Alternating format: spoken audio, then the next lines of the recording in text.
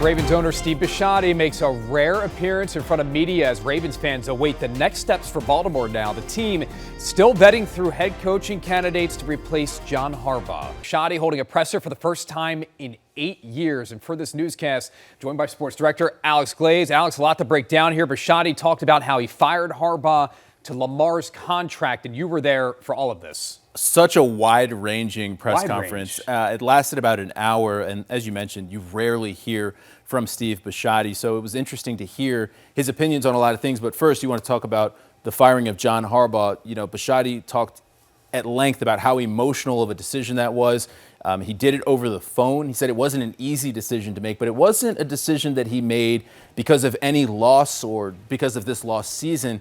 It's really just a culmination of things, mostly the blown fourth quarter leads and underperforming in the playoffs. That's what really stood out to me, just how long kind of the seeds have been planted. And obviously at some point things met ahead, and then Bisciotti ultimately made the decision. He said that he made the decision when he knew he wouldn't regret it. And that's when he ultimately knew that he had to do what he did. And again, you were there. He was even asked if they had won that playoff game, would Harbaugh still be employed? And that was an interesting answer. He said 1 week.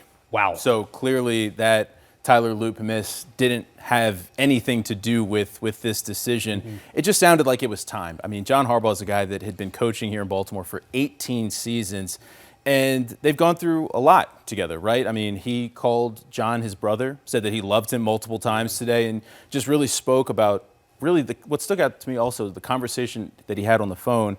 He mentioned how emotional he was and that John was consoling him. Wow. So it was just interesting to hear kind of that kind of peek behind the curtain about like what went on behind the scenes there. Giving us an idea of how close they really are. Look, Bisciotti said one thing is patience here. He talked about whoever comes in wants to give them time to make their mark, not rushing into Super Bowl aspirations, if you will. Well, patience, but also like their expectations here. You know, this is a Ravens roster that is Super Bowl ready, according to Steve Bisciotti, and he believes that general manager Eric DeCosta is going to do more to bolster this roster even more. And, you know, he mentioned Brian Billick won after 2 seasons being here, and John Harbaugh won after 5 seasons. So he joked, but I don't think it was too much of a joke. He said he would give this new guy 6 years. So there's at least a little bit of pressure, but also the expectations are there, obviously, for this Ravens team. Bisciotti had a lot to say, also spoke about Lamar's contract, which we're going to get to in a second. But first, we're going to take a listen to Steve Bisciotti. Again, so much talked about here, including Mike Tomlin, who is now available as well. And could he be stepping in to a potential role as another head coach elsewhere? Bisciotti asked a whole lot of questions today. Let's take a listen. They're putting that on John and John and John and John. And so, you know, part of it to me was if the narrative is that bad, then we need to shake it up. And, like, again, knowing that John didn't have far to fall, it made it much easier for me to make that decision, right? Because I knew it wasn't going to hurt him that bad.